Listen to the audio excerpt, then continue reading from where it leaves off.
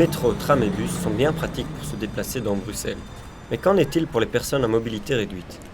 Karine, handicapée motrice depuis 2003, a accepté de se livrer à nous.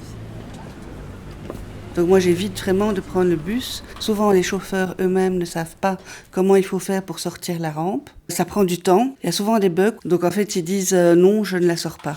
Et les trams, je m'y aventure pas du tout. Par contre, le métro, c'est impossible de les prendre tout seul. En fait, vous devez faire une réservation par mail la veille, dire voilà, je veux prendre le métro de telle heure à telle heure. Ils viennent avec 2 personnes, une planche, et là, vous pouvez alors monter dans le métro. Beaucoup de chauffeurs ont refusé de nous répondre, cependant Thomas, chauffeur de tram, nous révèle que le système actuel n'est pas encore au point.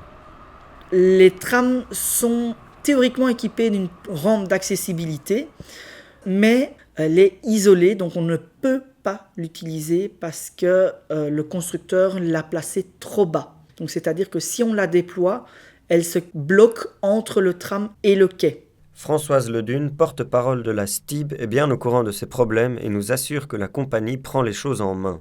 D'une part, le projet Accessibus permet d'avoir des informations sur l'accessibilité des arrêts, ainsi que de mieux former les chauffeurs à l'utilisation des rampes. D'autre part, concernant les trams, la STIB teste actuellement un nouveau système appelé fusible de quai, permettant de faire la jonction entre le tram et le quai.